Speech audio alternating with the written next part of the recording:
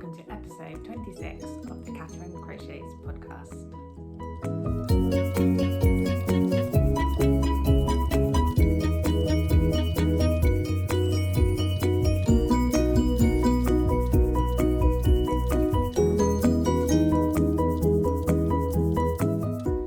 Hi everyone, my name's Catherine and welcome to episode 26 of my crochet and knitting podcast. I'm a crochet designer from South London in the UK, where I live with my husband and my two daughters. And this is my podcast where I like to talk about all of my recent crochet and knitting projects that I've been working on. You can find me on Instagram and Facebook as Catherine Crochets, and I sell all my patterns on Etsy, Ravelry and Love Crafts. My free patterns are also available on Ravelry and Love Crafts, and I'll put links to everything underneath, so if you want to check anything out, just have a look below. I also have an email list if you're interested in signing up, and I'll pop a link to that underneath as well. I find social media can be a bit flaky at times and you don't always get to see the accounts that you're following these days, especially on Instagram. So if you're interested in signing up to the email list to make sure you don't miss anything, then do sign up. And as a thank you for signing up, you also get 2 free patterns which aren't available anywhere else. So have a look at that if you're interested. Welcome everyone. Welcome back if you've been here before, and welcome if you're new. I've had a few new subscribers over the last month since my last podcast, so if you're watching for the first time, big hello, and I hope you enjoy the podcast. I know after Ali at Little Drops of Wonderful, in her 100th podcast episode, she did a big shout out to lots of different accounts. You just had to ask her to mention you if you saw her shout out for that. And I did, and so she kindly included me in all the podcasts that she mentioned, and I think I had a little spike in subscribers following that, so I imagine lots of you came from there. So if you did, hello, thank you for signing up, and do drop a comment below to say hi and where you came from, because it'd be really nice to know and meet anyone who's new here. Got quite a bit to share with you today, lots of new things, several things that I haven't shared before, so that's quite exciting. I've got 2 finished objects, one is knitting and one is crochet. And I say finished objects, but it's the same as I've done before. It's finished apart from the end, so I'm counting it as finished for the podcast, and I probably won't show it to you again once the ends are sewn in, but I literally just finished it last night, so I'll share it with you, but I do still need to sew in the ends and wash and block it. Then because I've just finished that project, that means I've only really got one active whip on the go at the moment, or one and a bit. So I'll share that with you, it's something quite different that I've not made anything quite like this before. So I'm quite enjoying that, although it is involving an awful lot of frogging, which I will tell you more about later. So yeah, there's a whip, and then I'm going to tell you about some summer plans, most of which at the moment involve socks, although there probably will be other things added to the list. And then I've also got a bit of news about a kit that is now available for my Waltz of the Flowers blanket, for getting all the yarn for it, which is quite exciting. So stick around and I'll tell you about that at the end of the podcast. So let's start off with the finished objects. The first one I'll share with you is a knitting one, and I have shared these with you before. I can't remember what stage they were at last time. I imagine I must have done quite a bit, because they have been finished for a while now actually, and it is a pair of vanilla socks, my first ever pair of knitted vanilla socks. And I've made these with yarn from Fruitful Fusion, which I bought at the Unravel Yarn Festival I think it was in February earlier this year, and I chat all about that in an earlier podcast if you're interested, probably the one from the beginning of March. But yeah, I finished these off. So this main colour was called Obsidian, and then this was just a little set of 3 20-gram, I think, minis, and they didn't actually have names, so I'm not sure if that one's got a name or not. They are super comfortable to wear, and I'm really, really pleased with the fit. As this is only my second ever pair of knitted socks, there are a few mistakes and a few bits where it perhaps doesn't lie a bit lumpy there, but when I put them on, they fit absolutely fine and they're really comfortable. I've been meaning to podcast for ages, so they've been on these blockers for quite a while, because I thought I wouldn't wear them until I'd shown them to you, because otherwise they might get a bit fluffy, and I wanted them looking their best. But now I can enjoy wearing them, but now it's got warmer here in the UK at least, and most places I think in the Northern Hemisphere, so I might not be wearing them for a while, but they will be all ready for autumn or whenever it gets colder again. So yeah, really pleased to have finished some knitted vanilla socks. So that's my first finished object. The second one is the one that I finished last night, and which has all the ends still to weave in, but let's count it as finished. And that is, I hadn't started this before, but I think I mentioned I was going to make it, and I have made, that's the back, a Zig Zag Zummer top with a pattern from Sandra at Nomad Stitches, Sandra Gutierrez I think her name is, and it's got this filet crochet zigzag section at the bottom, and then you just keep going up, and it's got a V-neck, and it's got a lower V at the back compared to at the front.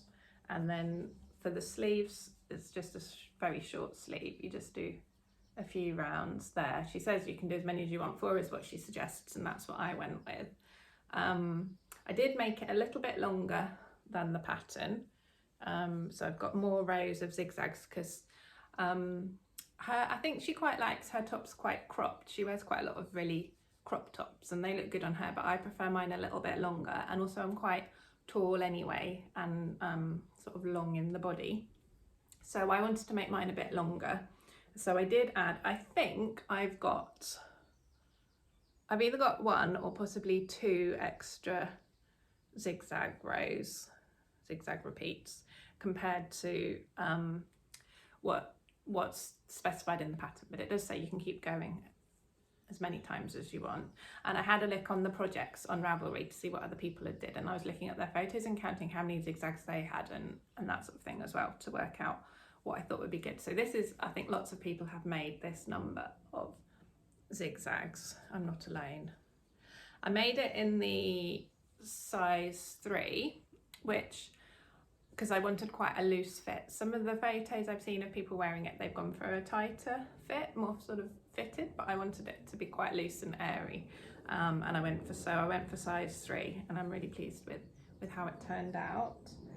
The yarn I used is, I've got a whole ball of it left. It's just in a bit of a tangle. The yarn I used is this. It's called Naturally Baby Soft from Millamere.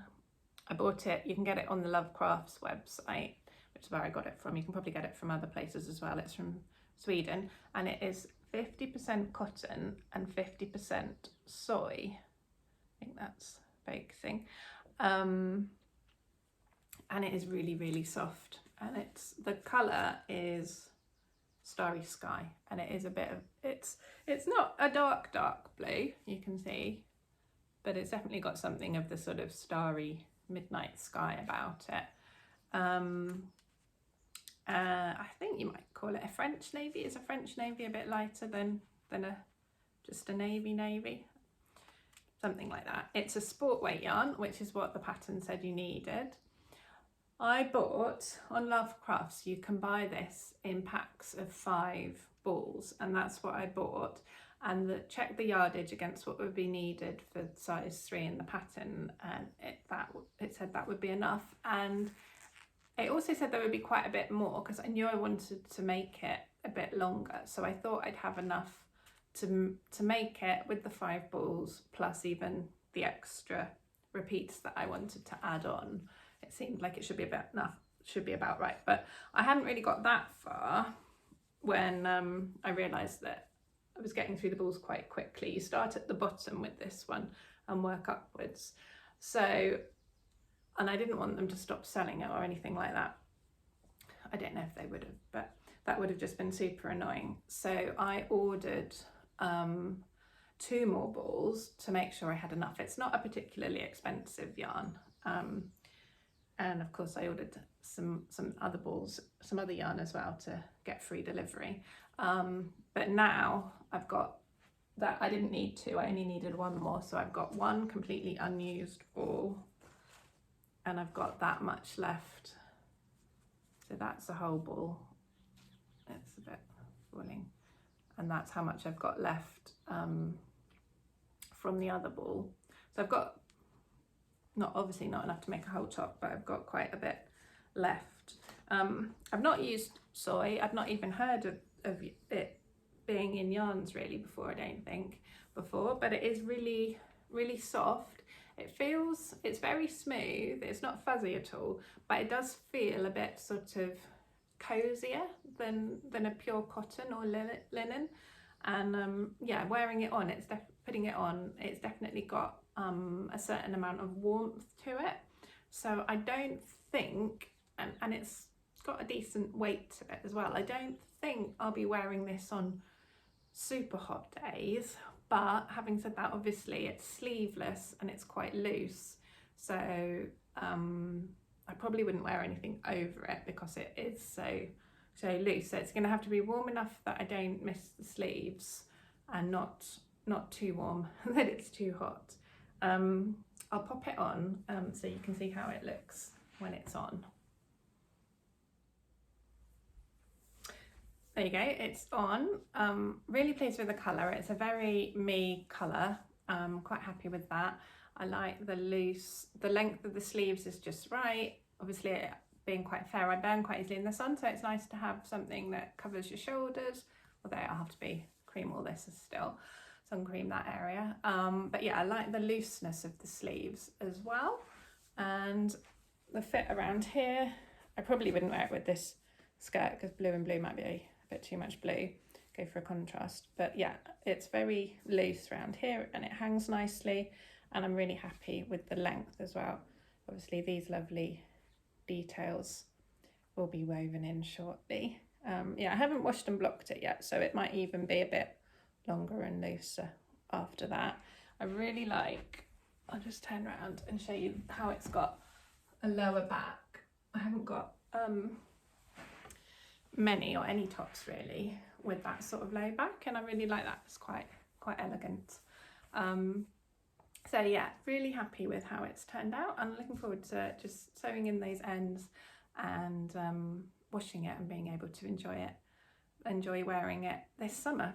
So yeah, I'm really pleased with that, and I recommend it. It's a super easy pattern because it's just dead simple filet crochet, work from the bottom up in rounds. So it's really beginner friendly, really clear and well written, and yeah, it comes in lots of sizes. I mean, sport weight yarn here in the UK, there weren't that many options available, not of I didn't want wool or acrylic in it because I didn't want it to be too hot. So I'm sure you could track them down. This was one I found with cotton and soy, and I'm very happy with it. But yeah, I think there's not that many sport weight cotton based yarns here in the UK that I'm aware of, so that might be something to consider. But you could probably also do it with a 4-ply actually, if you could find a 4-ply cotton yarn, and either go for a bigger size, make it in a bigger size and have more stitches, or just have slightly looser stitches. But yeah, I'm going to take it off now so I don't sit here looking odd with these dangly bits. But yeah, really happy with this project.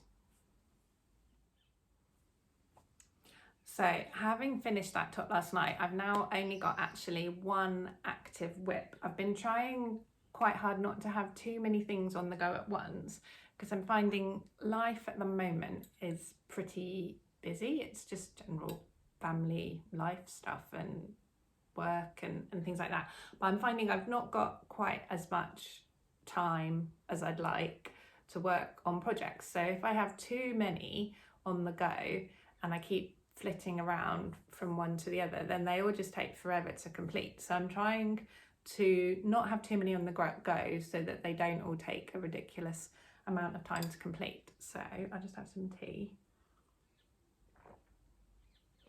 The next project I'm going to show you with is one that I'm working on as part of a challenge for collaboration with HOBBII yarn. So I've done this work with HOBBII yarn a few times before. You might have seen, especially if you're on Instagram, they do set challenges and they invite crocheters and I think also knitters to take part.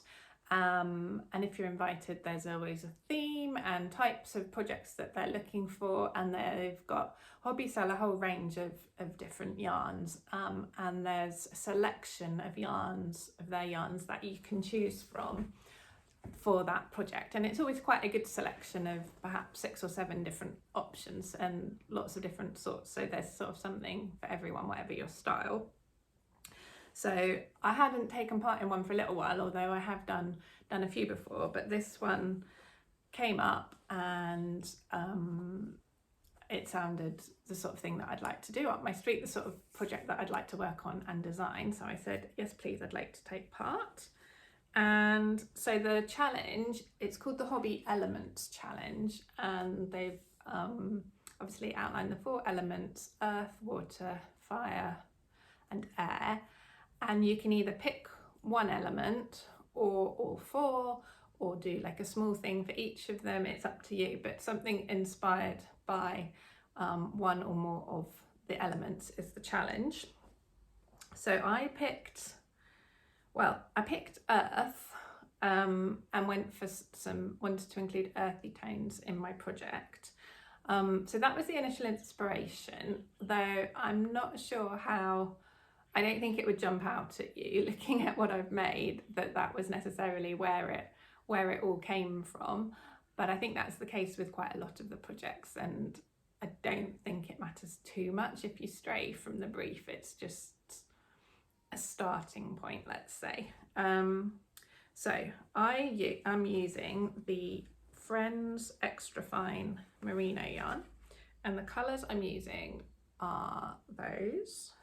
So there you can sort of see with the browns, the earthiness coming through.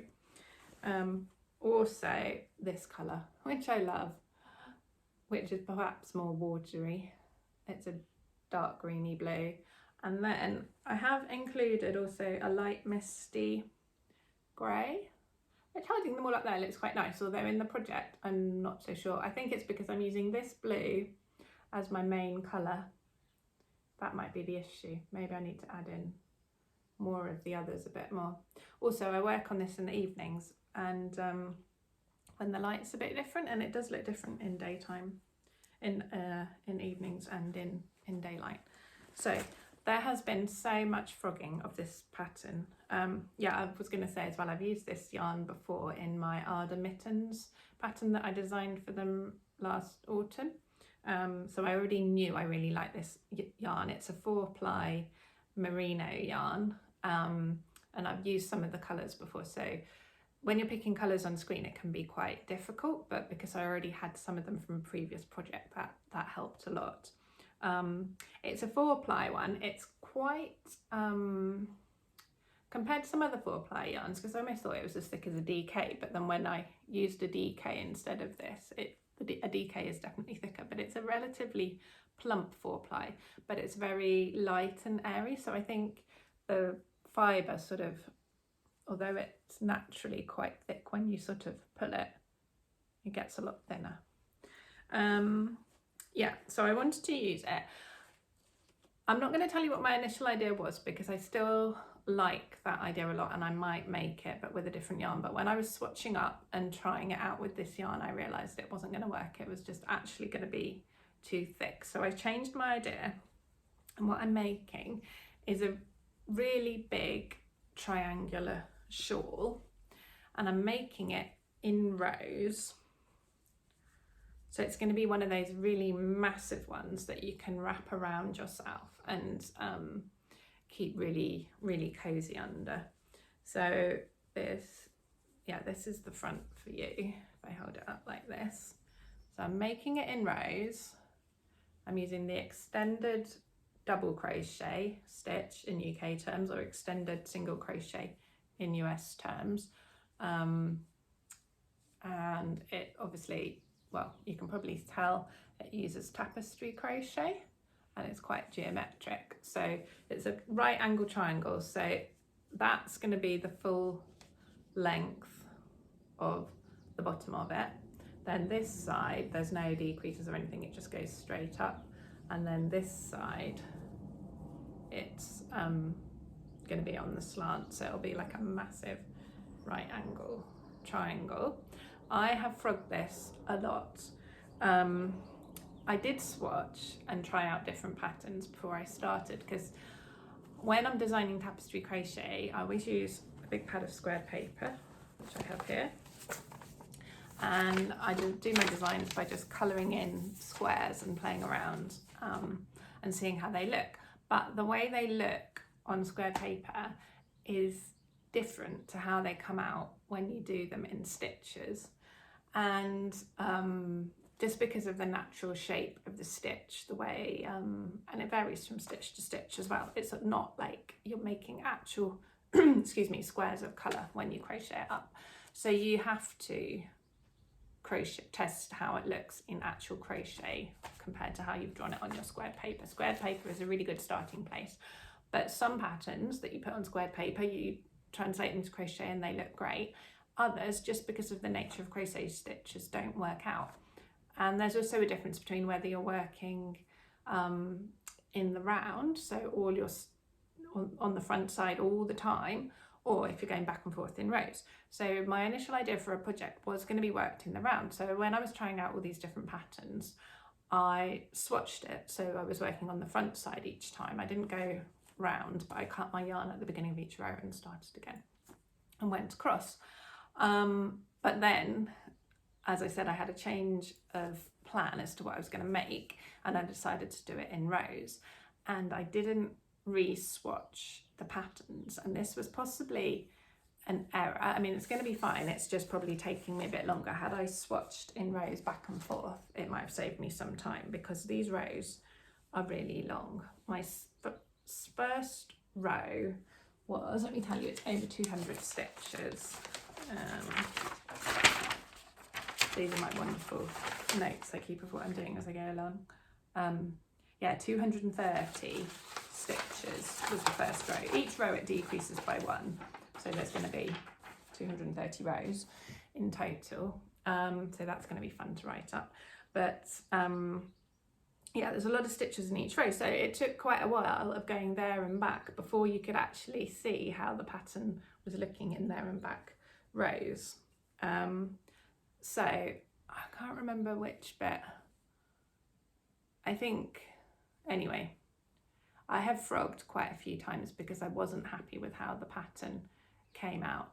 I'm now happy with it up to this point, but this latest bit I've done here, these top five rows, so actually I'm happy with the plain blue bit as well. But from where it starts, this beige pattern, and then this white bit, I'm not happy with it.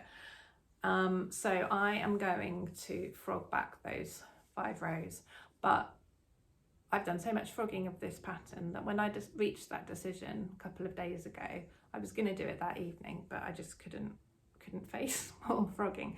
So it worked out quite well because I got out my Zig Zag Zummer top instead and finished that over the last 2 nights, and I'm really pleased to have that away now, and now I feel I'm ready to get back to this and tackle it again. And I think, fingers crossed, hopefully there won't be too much more frogging now, because I do know what I'm going to do going on from here. It's going to be a different pattern because I don't like how this one turned out in the stitches. This is quite a good example of how stitches can look different in the pattern, so on squared paper rather. So they're sort of like L's, if you see what I mean. So this one goes down and along, and this one goes along, it's like an upside down capital L like that, and then again like that.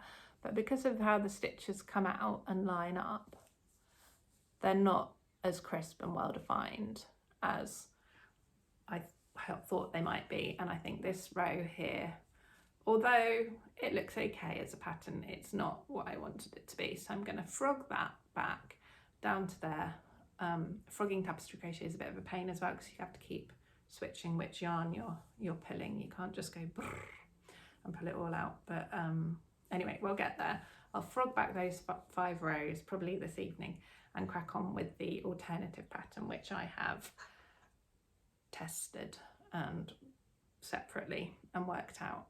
And I think what I'm going to do as well is, if ever I want to introduce a new pattern to this that I haven't done, I won't do full rows. I'll work and go there and back a few times over a shorter patch of it to test it.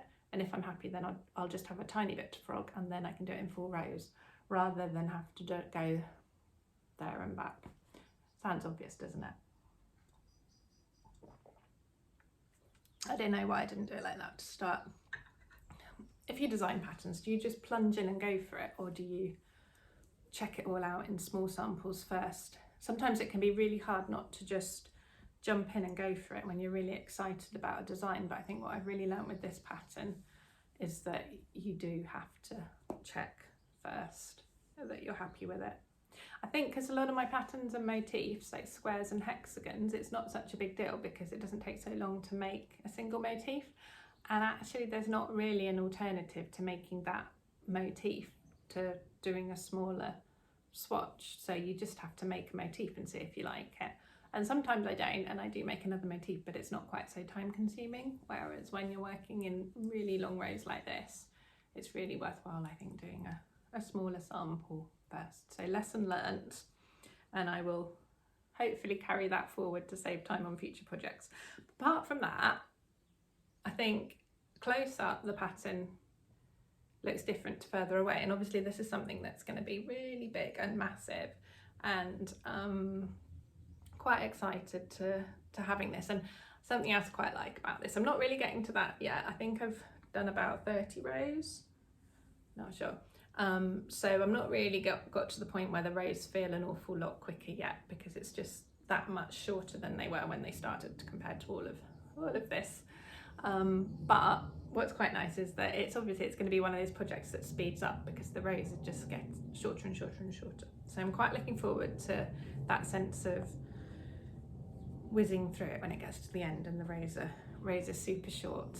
So yeah, hopefully I'll have a lot more to show on this next time, and pattern, I'll be looking to write up the pattern and release it later this year. So yeah, sign up to my email list if you're interested in getting the pattern when it's released, because I always send out an email to people on my email list to let them know when there's a new pattern release, and they get a discount code as well that's bigger than discount code anywhere else. And I do a monthly newsletter as well, and that is it in terms of the main communications. If there's a sale or some other little flash thing, then I'll send out an email about that. But generally, on the whole, mainly my emails are limited to single monthly newsletter at the end of each month, and emails about pattern releases as well. So that's my whip, my active whip, which yeah, now I'll probably keep that as my only whip for a while, and try and get a good chunk more done of that over the next 2 to 3 weeks. But I do have lots of other plans for things I want to work on over the summer. So I'm just checking my list, my notes. I made some notes, but yeah, I think I haven't missed anything out. So the first thing, it is kind of a whip, but I'm going to completely undo the whole thing. So actually I'm just counting it as a plan if we're getting picky about these things. So both my daughters, I think I mentioned before, wanted me to make them some socks, and this is a pair I've started. They're just going to be vanilla socks for my younger daughter, and these are using the remaining, probably won't even use all of it, the obsidian yarn that I used for the socks I showed you earlier, because I've got quite a bit left of that, plus 2 minis This one was a teeny tiny one that I got ages ago from, I think it was from Hedgerow Yarn. I'd ordered a skein of something else, and they just threw in a little freebie mini for free. So I've used that for the top there, and that was really good fun. But it's, I don't know if you can see, it's a variegated or speckled yarn, and the way it's worked up just by chance really is that it's got these sort of diagonal stripes. They're not really that noticeable. I don't mind them. I did the cuff with a 2x2 rib previously on the 2 pairs of socks I've made. I've done a 1x1 rib, and my friend Emma Carter at MSC Makes pointed out to me that it is quicker to do a 2x2 rib than a 1x1 rib. You've got less switching around. So I thought, right, I'll do these as a 2x2. So I'm quite happy with that. Yeah, and then the other, and I really like the combination. I think the dark obsidian is showing that off really well. My daughter chose these yarns, and then this is another mini I've got, which came in the trio that I mentioned earlier from Fruitful Fusion. So I used one of them on the socks I showed you earlier. This is another one from that trio. So they weren't named, but I'm going to use that one as well. So I think I should have weighed at this really before I started. I think I'm going to do the cuffs in this.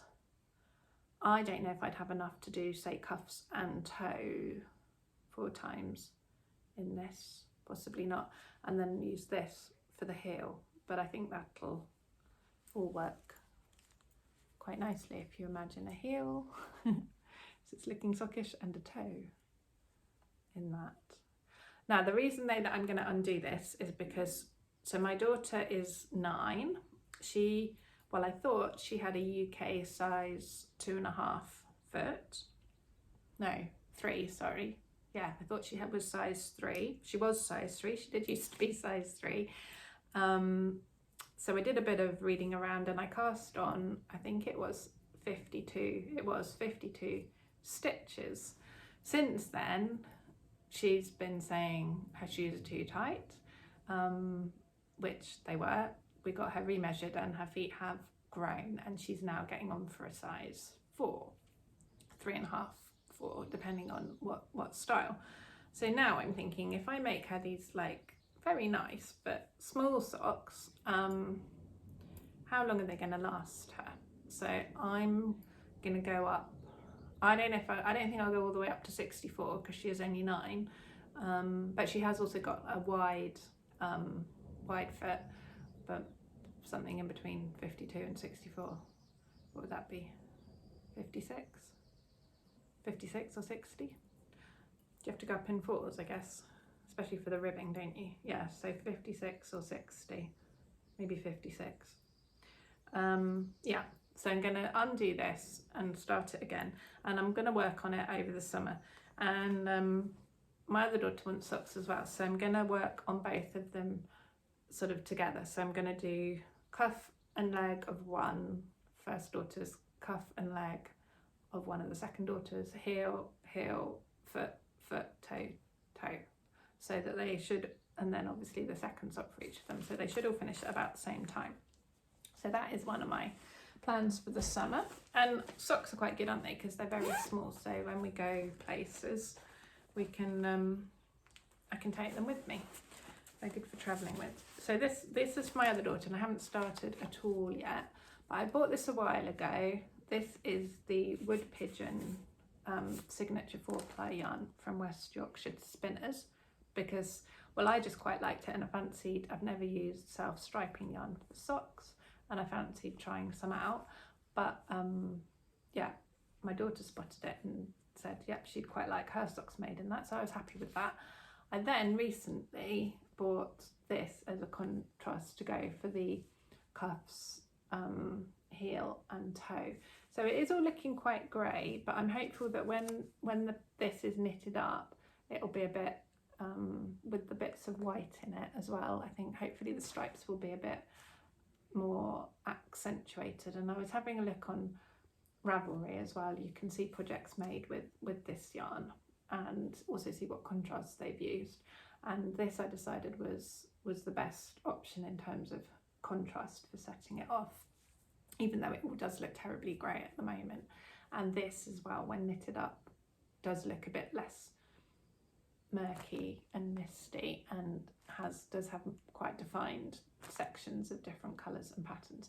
So I'm quite excited to start knitting up with this one and see how it looks. So that's my plan number 2 for daughter number 1. So I'm going to work on that over the summer as well. And I've also now got, especially for the purpose, I've also now got a second pair of circular needles for knitting the socks on. So I'm all set for that, although I might have to buy more.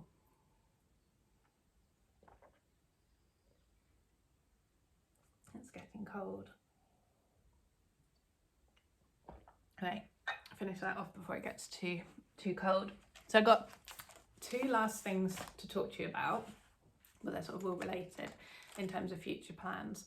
So the other plan I have is that I am really tempted to take part in Stephen West Knit's mystery Sockalong that he is starting at the beginning of July.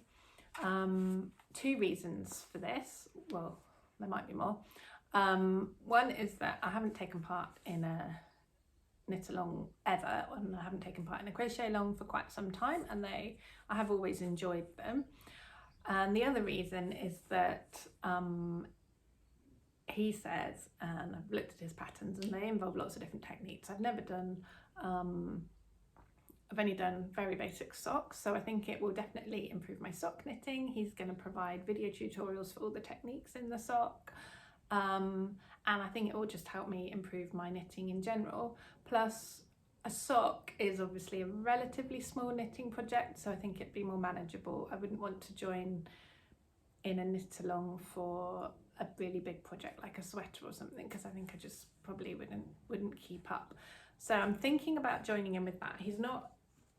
It's a mystery knit along, so you'll only get the pattern bit by bit in clues. But he has done a short video which I watched the other day, giving a sort of a flavour of what it will be like, and showed some of his other patterns to give you an idea of what might be in it. So, and to take part in it, you need 2 100-gram skeins of contrasting colours. They do have to contrast. One will be a main colour, one will be the contrast colour. And he gave lots of ideas. Some of them were really bright, bold combinations, but then also he said if you prefer more natural combinations, you could go. He had a really nice sort of dark brown and light brown combination, which looked really nice.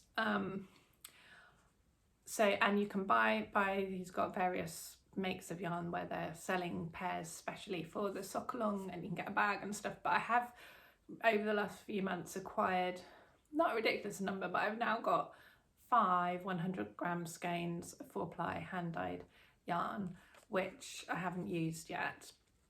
And so I want to use those rather than buying any more, or at least one of them, and maybe buy another one for the contrast. But I think hopefully I'll use them. So that's why I'm kind of waving these around at you.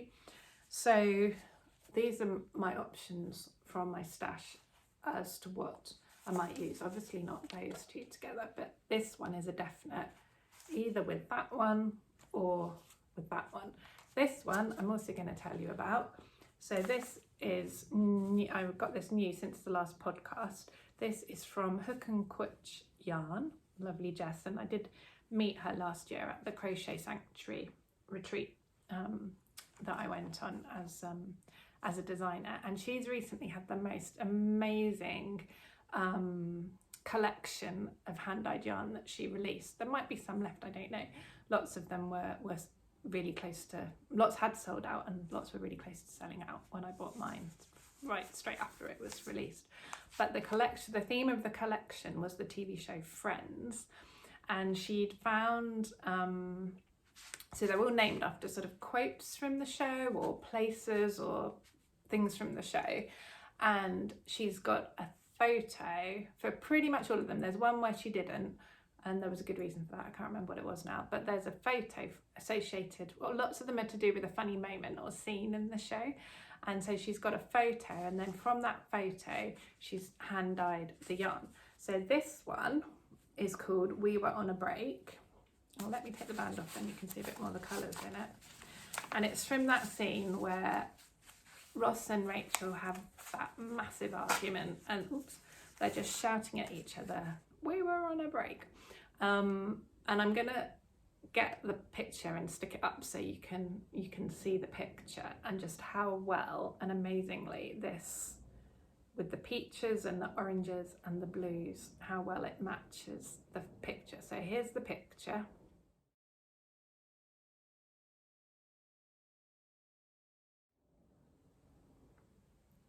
And here's the yarn, and isn't it just such an amazing match? It's like magic how she does that. So yeah, I love Friends, and I love the idea of making something with this and just remembering it as that funny moment from the show. Have a look at her Instagram as well, where she's got all of them in the pictures, because even if you're not going to buy any of them, it's just so clever how she's matched the pictures.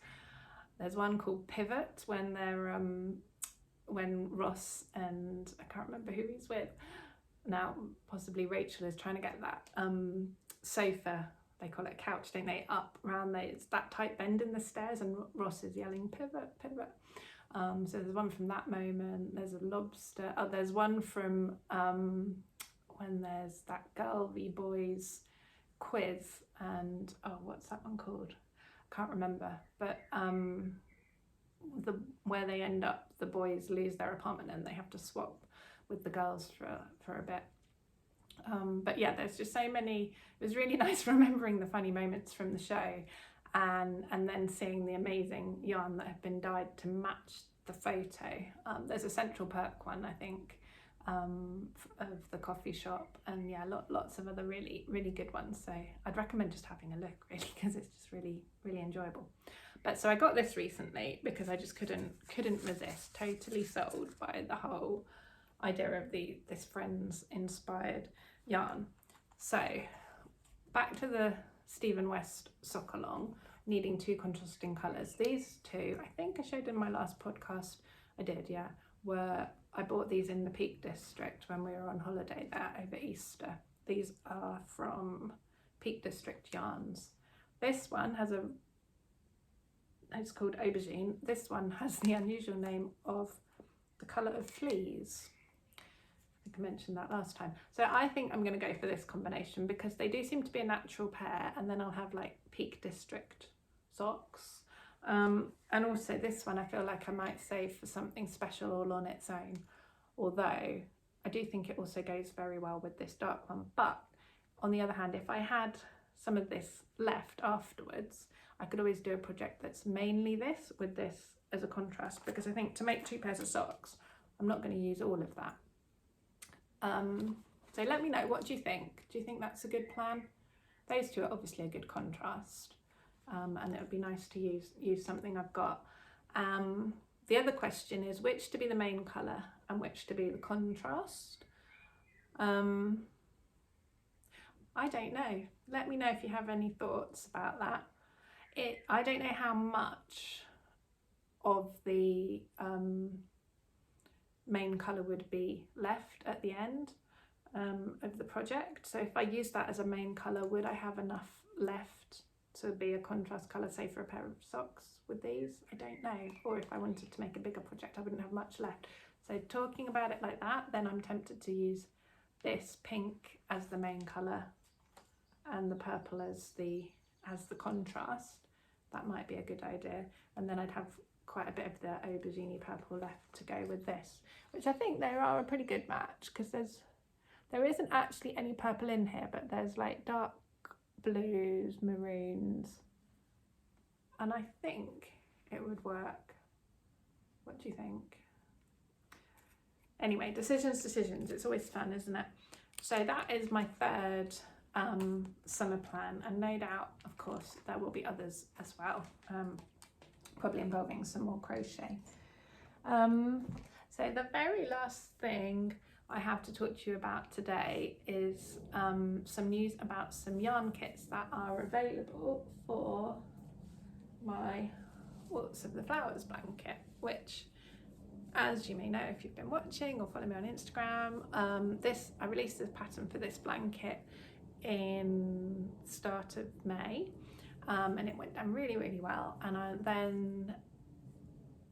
it was the end of May, it was before June, I think. A few weeks ago I received a message on Ravelry from a yarn store.